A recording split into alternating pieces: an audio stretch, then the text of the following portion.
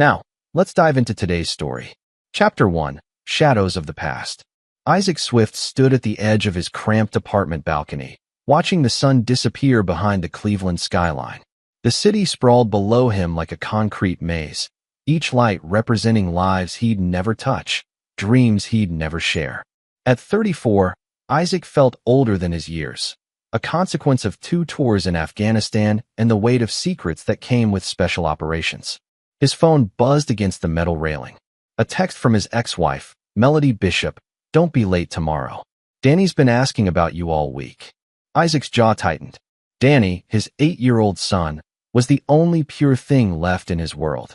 After the divorce 2 years ago, Melody had made every visit a battlefield, turning their child into a weapon of emotional warfare. She'd remarried quickly, too quickly, to her brother Mike Turner, a local businessman who owned several auto repair shops across the city. The official story was that Melody had fallen out of love, that Isaac's PTSD and deployment absences had driven them apart. The truth was more complex, darker, and Isaac had chosen to keep it buried. For Danny's sake, he'd told himself.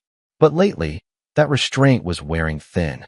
Isaac's military record was exemplary but classified. Delta Force operations in hostile territories, extraction missions that never made the news, and a skill set that made him valuable to certain government contractors. After his discharge, he'd tried the civilian route, security consulting, private investigation work, but nothing stuck. The corporate world felt like playing house after years of life and death decisions. His phone rang. The caller ID showed Marcus Chun, his former commanding officer and current contact for off-the-books assignments. "Swift here. Isaac, I've got something that might interest you. 3-week gig in Eastern Europe. Good money, and you know the drill. Ask no questions, leave no traces." Isaac stared at Danny's school photo, taped to his refrigerator. "I can't. Family obligations." "Family?" Marcus's voice carried surprise. "You mean the ex-wife who took half your savings, and the kid who barely knows you?" The words stung because they held truth. It's complicated. Everything's complicated until you decide to simplify it. Think about it, Swift. The offer stands for 48 hours. The line went dead. Isaac poured himself 3 fingers of bourbon and settled into his leather chair, the only piece of furniture he'd fought to keep in the divorce. Tomorrow was Danny's birthday party, and he'd promised to be there despite knowing he'd be walking into hostile territory. He opened his laptop and scrolled through social media posts from Melody's family. Photos of Danny playing baseball, family dinners at expensive restaurants, vacation trips to Florida. A life Isaac wasn't part of, orchestrated by people who'd never hidden their disdain for him. Mike Turner appeared in most of the recent photos, tall, broad-shouldered, with the kind of easy smile that came from never having to make hard choices. He'd swooped in during Isaac's darkest period, when nightmares kept him awake and alcohol seemed like the only solution. Melody had painted him as her savior, the stable provider Isaac could never be. But Isaac had done his homework. Mike Turner's businesses were successful, perhaps too successful for someone who'd started with a single garage and limited capital. The money flow didn't add up, and Isaac's instincts, honed by years of intelligence gathering, told him there were layers beneath Mike's polished surface. The apartment fell silent except for the distant hum of traffic. Isaac finished his bourbon and made a decision that would change everything. He opened a secure encrypted folder on his laptop, one he'd hoped never to access again. Inside were files, photographs, and evidence he'd gathered during the darkest period of his marriage, insurance policies he'd never intended to use. Tomorrow would be more than a birthday party. It would be reconnaissance. Chapter 2. The Gathering Storm. The Turner family home sat in an affluent suburb, its manicured lawn and brick facade screaming middle-class success. Isaac parked his black Charger 2 blocks away and walked, using the time to catalog exit routes and security vulnerabilities, old habits that had kept him alive in hostile territories. Children's laughter echoed from the backyard as he approached the front door. Through the window, he could see balloons, streamers, and a crowd of relatives he'd hoped never to face again. Melody's family had always viewed him as an outsider, a rough-edged soldier who'd somehow tricked their precious daughter into marriage. The door opened before he could knock. Mike Turner stood there, wearing a polo shirt and khakis, his smile as fake as campaign promises. "Isaac, glad you could make it, buddy." Mike's handshake was firm, territorial. Danny's been asking about you all morning. Isaac forced a smile. Wouldn't miss it. Come on back. The party's in full swing. The backyard was a showcase of suburban perfection. A bounce house dominated one corner, while a professional-grade grill smoked nearby. Kids ran around with painted faces while adults clustered in groups, drinks in hand. Isaac spotted Danny immediately. His son was taller than he remembered, his dark hair falling across eyes that mirrored Isaac's own. "Daddy." Danny broke away from a group of friends and launched himself into Isaac's arms. The embrace was genuine, untainted by the politics surrounding them. For a moment, Isaac forgot about everything else. "Did you see the bounce house? Uncle Mike rented it just for me." Uncle Mike. The words stung more than they should have. "That's pretty cool, buddy. Happy birthday." Isaac handed over his gift, a remote-controlled helicopter he'd spent 3 days researching. Danny's eyes lit up as he tore through the wrapping paper. "This is awesome. Can we fly it now?" After cake, Melody's voice cut through the moment. She approached wearing a sundress that probably cost more than Isaac's monthly rent. "Isaac, you look different." He'd lost weight since their last encounter, traded his civilian softness for the lean efficiency that had defined his military years. "Clean living." Her gaze lingered on his face, searching for something. "Well, make yourself comfortable. Food's on the table." Isaac moved through the crowd like a ghost, invisible to most, but cataloging everything. Melody's brother, Gerard Blair, held court near the grill, regaling listeners with stories about his latest business ventures. Melody's parents, Curtis and Dorothy Stewart, presided over the gift table like benevolent monarchs. Then he noticed the others, men who didn't quite fit the suburban family gathering. They stood apart, their movements too controlled, their attention too focused. Security? Isaac's instincts screamed warnings he couldn't yet decipher. "Look who crawled out from under a rock." Gerard's voice carried across the yard. "Still unemployed and worthless, Isaac?" The conversation died. All eyes turned to Isaac, who felt the familiar weight of combat awareness settling over him. This was an ambush, carefully orchestrated. "Still living in that shoebox apartment?" Gerard continued, emboldened by the audience. "At least you're consistent." Laughter rippled through Melody's family. Isaac remained silent, his expression neutral. In Afghanistan, he'd learned that the deadliest predators were often the quietest. "Leave him alone, Gerard." Melody's defense felt hollow, perfunctory. "I'm just saying what everyone's thinking. Our Danny deserves better than weekend visits with a washed-up soldier." Isaac felt Danny's small hand slip into his. His son was looking up at him with confusion and hurt, trying to understand why these adults were being cruel. "Daddy," Danny whispered, tugging at Isaac's shirt. "Uncle Mike has a gun in his car. He told Mommy something bad." Isaac's blood turned to ice. He knelt down, bringing himself to Danny's eye level. Around them, the adults continued their social warfare, unaware of the bomb that had just been dropped. "What did he say, buddy?" Danny's voice shook with the weight of adult secrets a child shouldn't carry. "He said after the cake, you won't be coming home because..." Danny's words trailed off as his attention was captured by something behind Isaac. Isaac turned to see Mike approaching with the birthday cake, 8 candles flickering in the afternoon breeze. The crowd gathered, singing happy birthday while Isaac's mind raced through tactical scenarios. His son's words echoed, "You won't be coming home." As the cake was cut and distributed, Isaac's military training kicked into overdrive. He counted the exits, noted the positioning of Mike's friends, and calculated response times. Whatever was planned for after the cake, Isaac would be ready. But first, he needed to get Danny to safety. Chapter 3, The Hunter's Patience. Isaac excused himself to use the bathroom, but instead slipped into Mike's study. The room reeked of expensive cologne and desperation, leather-bound books that had never been opened, awards for community service that felt like props.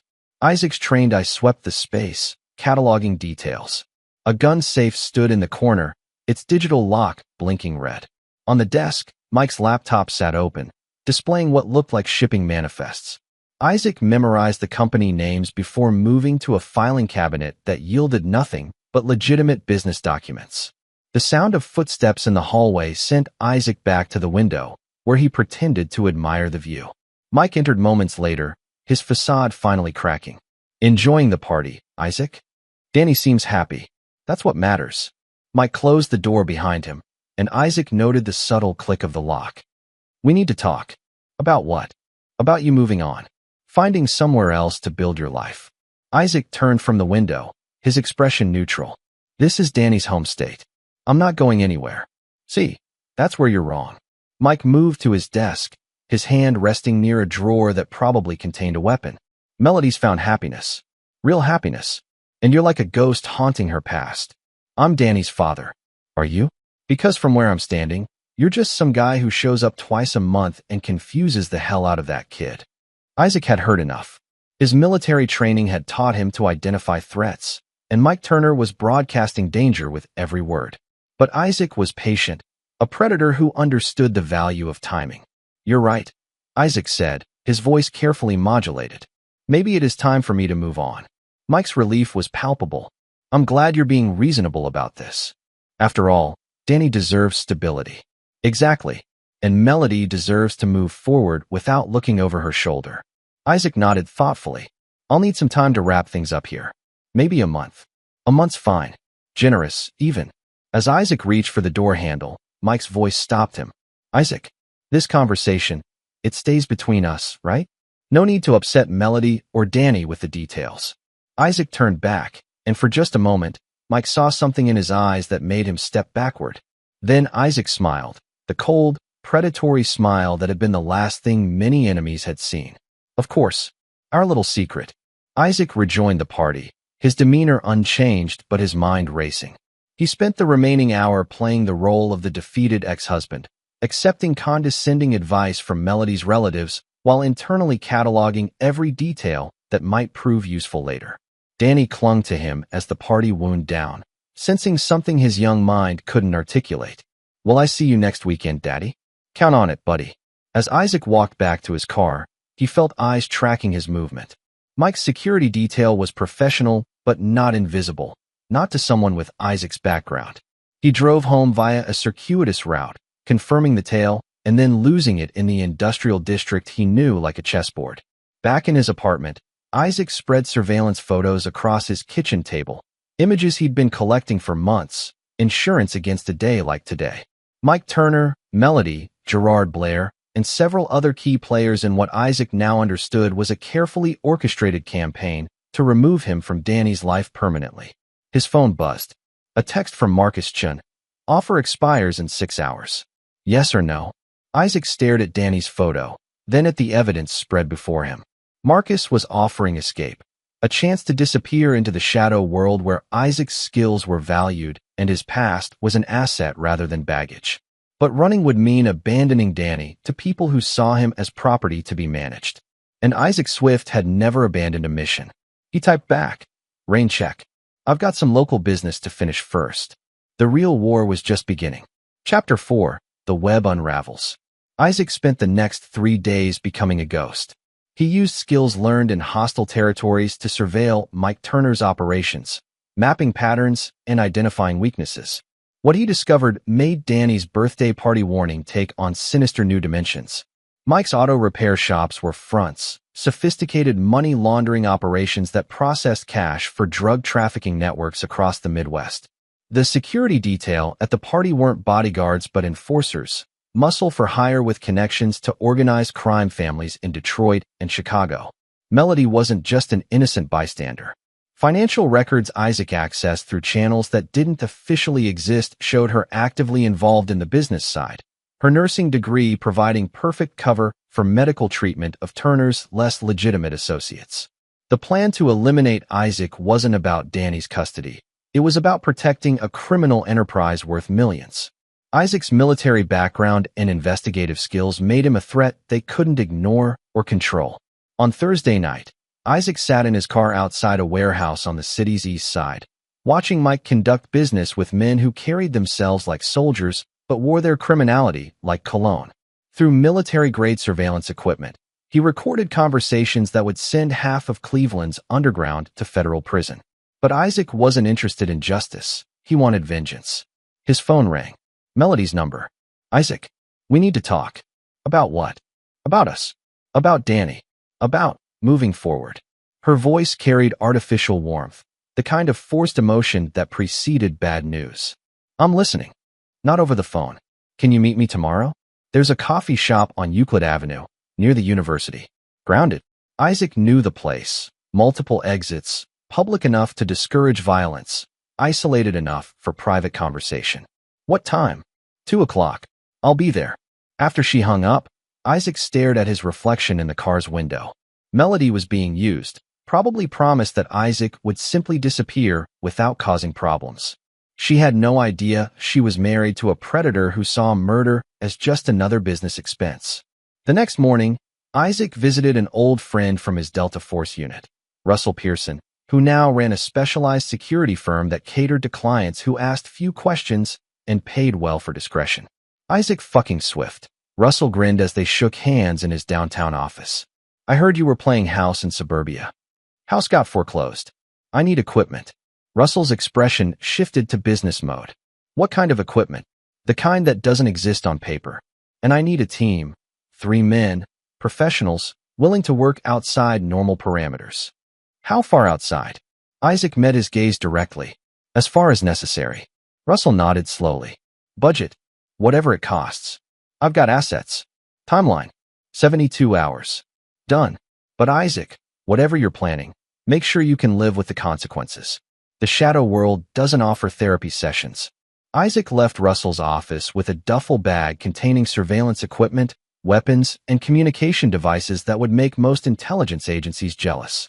His phone showed 2 missed calls from Danny's school. Apparently, his son had been asking teachers about guns and whether daddies could get hurt.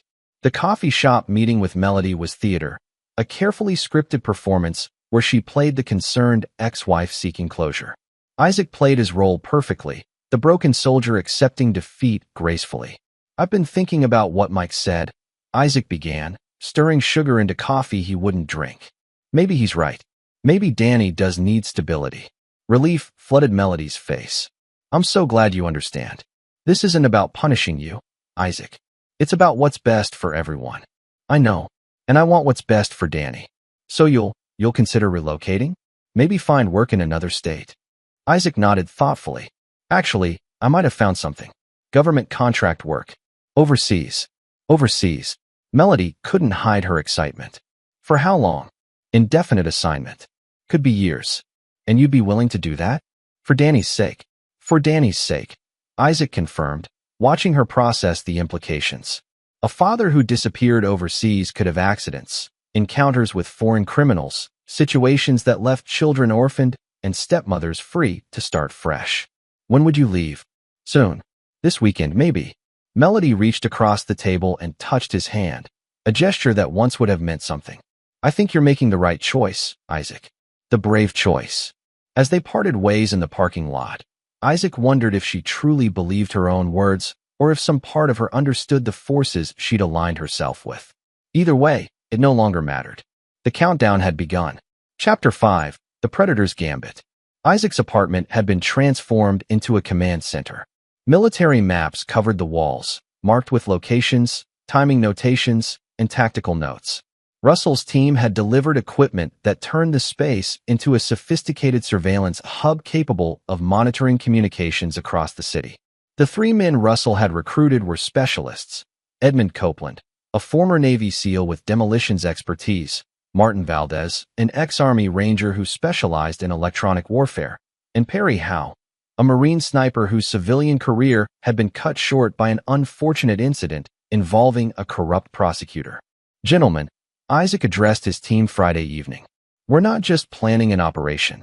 We're orchestrating a symphony of consequences.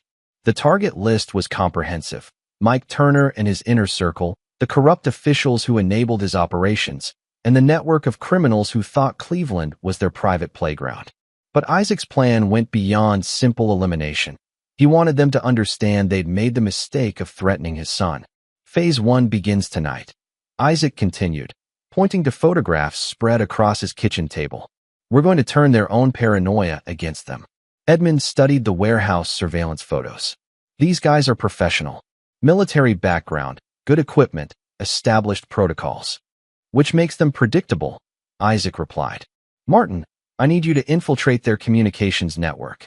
Every phone call, every text message, every digital whisper. Already done, Martin grinned, indicating his laptop setup. These amateurs think encryption means using their girlfriend's birthday as a password. Perry, I need Overwatch on Turner's house and the primary warehouse. Any movement, any deviation from normal patterns. Copy that. What about collateral damage? Isaac's expression hardened. Civilians are off limits. This is about justice, not terrorism. The team spent the next 6 hours finalizing details, checking equipment, and rehearsing contingencies. At midnight, they moved out, shadows with purpose, predators with precision. Martin's electronic warfare began first. Fake communications flooded Turner's network, orders that contradicted each other, reports of rival gangs moving against them, intelligence suggesting law enforcement raids were imminent. By dawn Saturday, Turner's organization was eating itself alive with suspicion and fear. Isaac watched from a stolen van as Turner's security team scrambled between locations, chasing phantom threats that existed only in their paranoid imaginations. The beauty of psychological warfare was its efficiency. Enemies destroyed themselves while you remained invisible. His phone rang. Melody again. Isaac, something's happening. Mike's acting strange, talking about security threats. He wants Danny to stay at my parents' house this weekend. Perfect. Isaac had counted on Turner's paranoia protecting Danny from whatever came next. Probably just work stress, Isaac replied. These business types get wound up over nothing. Maybe. But Isaac, if something were to happen, if there were some kind of emergency, how would I reach you? What kind of emergency? I don't know. Mike's been talking about people who might want to hurt our family. People from his past. Isaac almost laughed. Turner was so deep in his own lies he couldn't distinguish between real threats and manufactured ones. I'll keep my phone on. But Melody? If things get scary, take Danny and go to your parents. Don't wait for permission. You think I should be worried? I think a mother's instincts are usually right. After ending the call, Isaac checked his watch. Phase 2 would begin in 6 hours. Just enough time for Turner's paranoia to reach critical mass. Edmund's voice crackled through the radio. Boss, we've got movement at the warehouse. Looks like they're evacuating the premises. Confirmed, Perry added from his sniper position. Vehicles leaving with boxes of what looks like documentation. They're burning files in the parking lot. Isaac smiled. Turner was destroying evidence of crimes that hadn't been committed yet, erasing connections that existed only in his frightened mind. The beautiful irony was that in trying to protect himself from imaginary threats, Turner was eliminating the very evidence that might have protected him from real ones. All units, maintain Overwatch but do not engage. Let them exhaust themselves. By evening, Turner's organization was in complete disarray. Security teams had abandoned their posts, financial operations had ground to a halt, and the network of corrupt officials who'd enabled the operation were distancing themselves from what they perceived as a sinking ship. Isaac's phone showed 17 missed calls from numbers he didn't recognize and 3 frantic voicemails from Melody. But he didn't respond. Ghosts didn't answer phones, and Isaac Swift was becoming something more dangerous than any ghost. He was becoming a nightmare with a plan. Chapter 6. The Storm Breaks. Sunday morning arrived with unseasonable thunder, as if nature itself sensed the violence building on Cleveland's horizon. Isaac sat in his command center, watching live feeds from cameras his team had positioned around Turner's remaining strongholds. The psychological warfare had worked perfectly. Turner's organization was bleeding personnel and resources while chasing phantoms. Martin looked up from his communications array. Boss, I'm intercepting chatter about a meeting tonight. Turner's calling an outside muscle from Detroit. How many? At least a dozen. Professional grade. These aren't street thugs. Isaac nodded. Turner was escalating, which meant the endgame was approaching faster than anticipated. Perry, what's the situation at Turner's house? Melody left with suitcases an hour ago. Looked like she was crying. No sign of the kid. Good. Danny was safe with his grandparents, away from what was coming. Isaac had one last preparation to make. He drove to Danny's school, knowing his son wouldn't be there, but needing to see the place where his boy spent his days. The playground was empty, swings moving in the storm wind like hanged men. Isaac sat in his car and recorded a video message on his phone. Words for Danny to hear someday, when he was old enough to understand why his father had made certain choices. Hey buddy, Isaac began, his voice steady despite the emotion threatening to break through. If you're watching this, it means I had to go away for a while. Maybe forever. I want you to know that everything I did to protect you. You're the best thing I ever created, and I love you more than words can say." He paused, watching a school bus pull into the empty parking lot. A driver checking routes for Monday morning, oblivious to the war being planned around him. "Your mom? She made some mistakes, got involved with bad people. But she loves you too, in her way. Don't hate her for the choices she made. People do stupid things when they're scared." Thunder rumbled overhead, and Isaac felt the first drops of rain against his windshield. "Be strong, Danny. Be better than your old man. And remember, sometimes the good guys have to do bad things to protect the people they love." Isaac ended the recording and uploaded it to a secure server programmed to deliver the message to Danny's email on his 18th birthday. Whatever happened tonight, his son would eventually understand. At sunset, Isaac's team gathered for final briefings. The plan was elegant in its simplicity. They would let Turner's reinforcements arrive, then systematically dismantle his operation while making it look like a gang war gone wrong. By morning, Turner's criminal empire would be ashes, and Isaac would be on a plane to somewhere warm and untraceable. "Remember," Isaac addressed his team, "Turner and his inner circle are priority targets. Everyone else is business." Edmund checked his demolitions kit one final time. "What about the wife? Melody's not combatant. She's collateral damage from her own choices. And if she gets in the way?" Isaac's expression went cold. "Then she learns that actions have consequences." The team moved out as full darkness fell, spreading across the city like instruments of judgment. Isaac felt the familiar calm that preceded combat operations, the strange peace that came with absolute commitment to a course of action. His phone buzzed with a text from an unknown number. "We know who you are. We know what you're planning. Walk away now, or everyone you love dies." Isaac showed the message to Martin, who traced it in seconds. "Bounced through 6 proxies, but the origination point is Turner's warehouse. They're getting desperate." "Boss," Perry's voice crackled through the radio. "Detroit Muscle just arrived. 12 vehicles, professional formations. These guys know what they're doing." Isaac checked his watch. 9:47 p.m. In 13 minutes, Turner's nightmare would become reality. "All units, final weapons check. This is not a drill, gentlemen. Tonight, we remind Cleveland why some people should never be threatened." As Isaac chambered a round in his rifle, he thought about Danny sleeping safely at his grandparents' house, dreaming innocent dreams while his father prepared to paint the city red. Tomorrow would bring questions, investigations, and consequences. But tonight belonged to vengeance. The storm was about to break, and Isaac Swift was its architect. Chapter 7: Blood and Thunder. The warehouse district erupted into chaos at precisely 10 p.m. Isaac's team struck simultaneously from 3 directions, turning Turner's reinforcements into confusion and friendly fire. Edmund's explosives eliminated the perimeter guards while Martin jammed all communications, leaving Turner's army blind and deaf. Isaac moved through the darkness like death itself. His military training merged with personal fury into something beyond human. The first security team never saw him coming. 4 professionals reduced to corpses in as many seconds. The second team lasted longer but died just as quietly. Perry's sniper rifle sang from his elevated position, each shot eliminating threats before they could endanger civilians in nearby buildings. This wasn't random violence. It was surgical precision applied with lethal intent.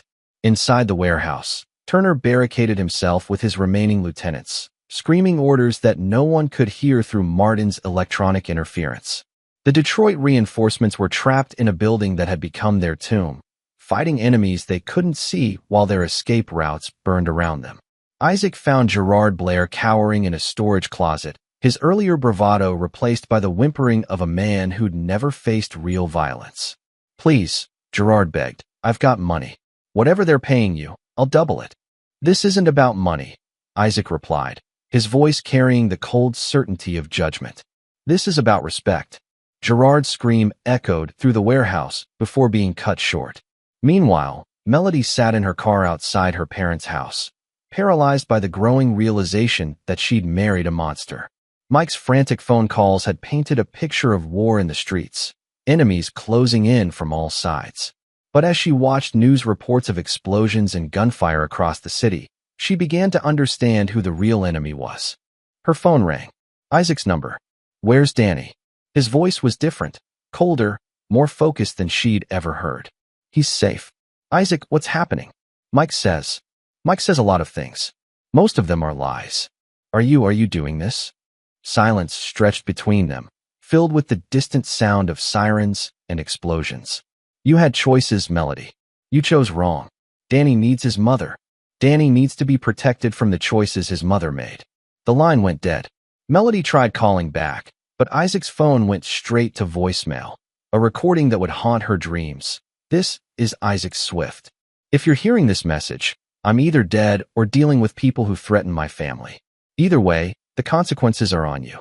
Back at the warehouse, Turner made his final stand in a reinforced office, surrounded by the last of his loyal soldiers.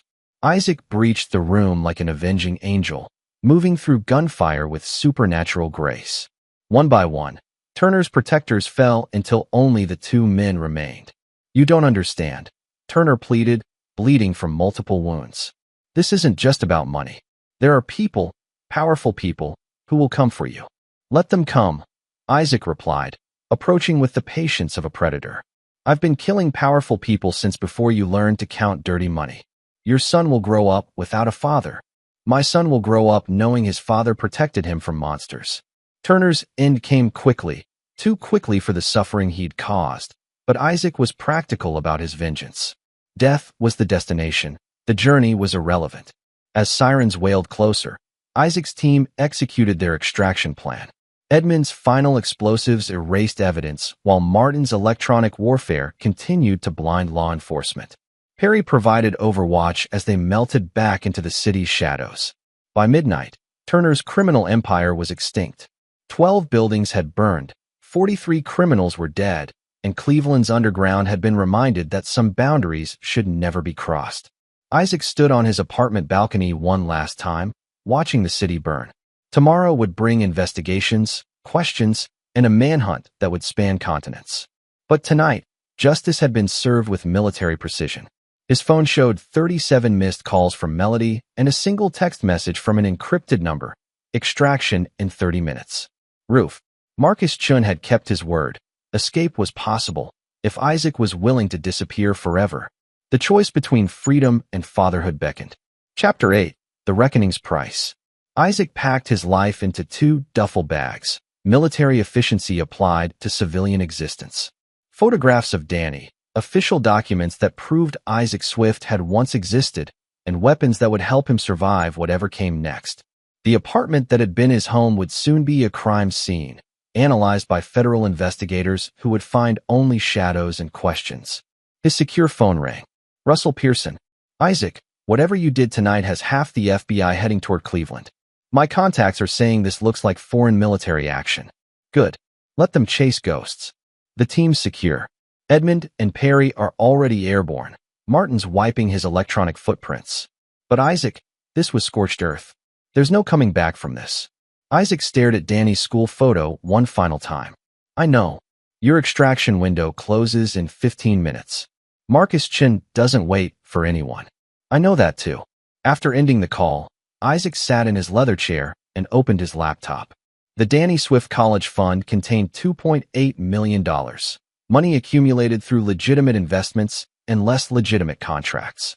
With a few keystrokes, he transferred everything to an account controlled by Danny's grandparents, along with detailed instructions for the boy's education and care. The note he left behind was simple: for my son's future. He deserves better than the choices his parents made. Isaac's phone buzzed with news alerts. The warehouse fire was being called the worst gang violence in Cleveland's history. Federal agencies were taking over the investigation, treating it as potential terrorism.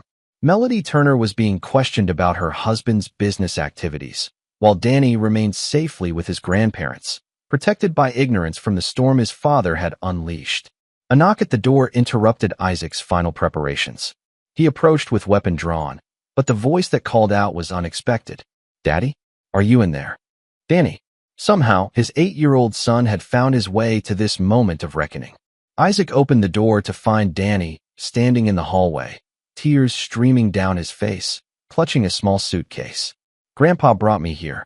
He said you might be leaving forever. Isaac knelt to Danny's level, his heart breaking with the weight of choices that couldn't be unmade. "How did you get here, buddy?" "Grandpa's in the car. He said you were a good man who had to do bad things to protect people. He said I should decide if I wanted to say goodbye." Curtis Stewart, Melody's father, had been a Vietnam veteran who understood the weight of necessary violence. Somehow, he'd seen through the chaos to recognize what Isaac had been forced to become. "Danny, listen to me very carefully. I love you more than anything in this world. Everything I did to keep you safe." "From Uncle Mike?" "From Uncle Mike and people like him. Bad people who hurt families." Danny wiped his nose with his sleeve. "Are you going away like the soldiers on TV? The ones who don't come home?" Isaac felt his composure cracking. "Maybe. Probably. Can I come with you?" The innocence of the question destroyed Isaac's remaining emotional defenses. "No, buddy. Where I'm going, kids can't follow. But someday, when you're grown up, maybe we'll find each other again. Promise." Isaac looked into his son's eyes, mirrors of his own, but filled with hope instead of rage. "I promise I'll try." They hugged in the doorway while sirens wailed in the distance and helicopters circled overhead. Isaac memorized the moment, his son's small arms around his neck, the scent of childhood innocence, the weight of love that made all other sacrifices meaningful. "I have to go now," Isaac whispered. "I know." Danny stepped back, trying to be brave. "Will you think about me? Every day? Will you write letters?" "When I can." Danny reached into his pocket and pulled out a small toy soldier, one Isaac had given him years ago. "Take this, so you remember you're one of the good guys." Isaac accepted the toy, his vision blurring with unshed tears. "I'll treasure it." As Danny walked back toward his grandfather's car, Isaac felt the full weight of his choices. He'd chosen vengeance over family, justice over love, consequences over forgiveness. The city was safer with Turner's criminal empire destroyed, but the cost was everything Isaac valued most. The rooftop extraction point beckoned, Marcus Chin's helicopter already visible against the storm clouds. Isaac could disappear into the shadow world, become someone else, start fresh in a place where Isaac Swift had never existed. But watching his son's small figure disappear into the night, Isaac wondered if survival was worth the price of his soul. The helicopter touched down as Isaac reached the roof, its rotors whipping rain and debris into a maelstrom that matched his emotional state. Marcus Chin sat in the pilot's seat, gesturing urgently for Isaac to board. "Time to go, brother. The entire city's about to be locked down." Isaac climbed aboard, but as the helicopter lifted off, he took one final look at Cleveland, the city where he'd found love, lost it, and learned that some betrayals demanded blood payment. Below, emergency lights painted the night in reds and blues, while somewhere in the darkness, his son began a life shaped by the ghost of a father who'd chosen war over forgiveness. Chapter 9. The Long Shadow. 3 years later, Isaac Swift existed only in classified files and wanted posters. The man who disappeared from Cleveland had become someone else. New name, new face courtesy of military-grade surgeons, new purpose in the shadows between nations. Marcus Chin's network had use for soldiers who understood that justice sometimes required unofficially sanctioned violence. But Danny Swift was never far from his thoughts. Isaac, now calling himself Thomas Kane, sat in a cafe in Prague, reading American news on an encrypted tablet. The Turner investigation had ended with 12 federal indictments and a complete restructuring of Cleveland's law enforcement agencies. Melody had plea bargained down to accessory charges, serving 2 years in minimum security before relocating to her sister's place in Oregon. Danny, now 11, lived with his grandparents and attended a private school funded by the anonymous trust Isaac had established. According to carefully obtained reports, the boy was thriving, honor roll student, baseball team captain, showing none of the darkness that had consumed his parents' generation. Isaac's phone buzzed with an encrypted message. Package requires delivery. Prague to Baltimore. 48-hour window. The work never stopped. There was always another corrupt official to eliminate, another criminal network to dismantle, another mission that required someone willing to cross lines that didn't officially exist. Isaac had become efficient at it. Death delivered with surgical precision, justice served without courts or juries. But success in the shadow world came with its own costs. Sleep brought nightmares where Danny asked why his father had chosen vengeance over family. quiet moments filled with the weight of isolation that came from being someone who could never go home. Isaac finished his coffee and checked his watch.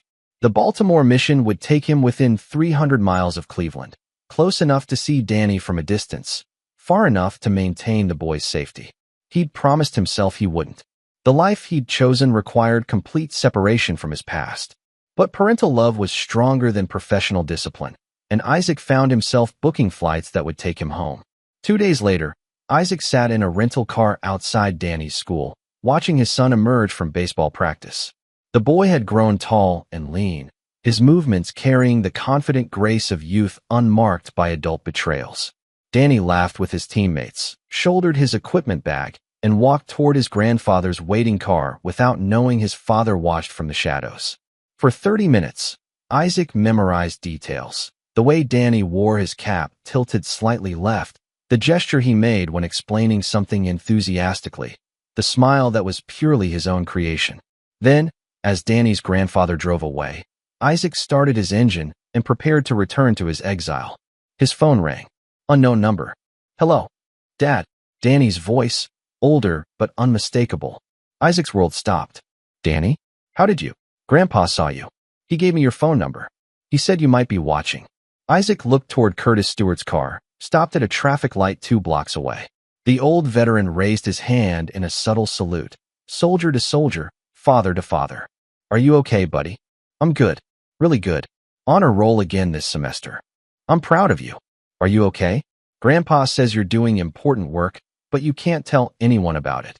Isaac stared at his reflection in the car window, seeing a stranger with his son's eyes. "I'm doing what I have to do. When can you come home?" The question that haunted Isaac's dreams, spoken with the innocent faith that problems had solutions and families could be repaired. "I don't know, Danny. Maybe never. Because of the bad things you had to do? Because of the choices I made? Good and bad." Silence stretched between them, filled with years of separation and love that distance couldn't diminish. "Dad, I forgive you for whatever you did." Grandpa explained some of it, about Uncle Mike and the people who wanted to hurt our family. "I understand why you had to go away." Isaac felt tears he hadn't allowed himself to shed in 3 years. "You don't understand, Danny. Not really. What I did, what I became, it's not something good people forgive. You're my dad. That makes you good people to me." As Curtis Stewart's car disappeared around a corner, Isaac sat alone in the gathering dusk, holding a phone connection to the only person who'd ever made him want to be better than his worst instincts. "I love you, buddy. I love you too, Dad. And someday, when your important work is finished, maybe you can come home. Maybe. I'll be waiting." The line went dead, leaving Isaac alone with the weight of choices that couldn't be undone and love that refused to die.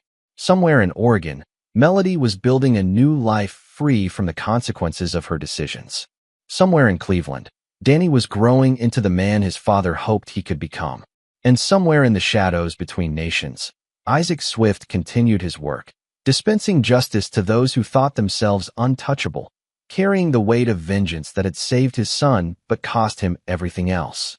The rental car pulled away from Danny's school as night fell over Cleveland. Isaac had one more job to complete, one more mission in the endless war against those who preyed on the innocent. But now he carried something new, his son's forgiveness, offered freely despite understanding its cost. It wouldn't bring him home. It wouldn't undo the choices that had made him a ghost. But it was enough to keep fighting for a world where Danny could grow up safe, even if Isaac could never be part of it. The boy's promise echoed in the darkness. "I'll be waiting." Perhaps someday, when the shadows had claimed enough blood, Isaac Swift could stop running from the love that had made him capable of such beautiful, terrible things. But until that day, the hunt continued.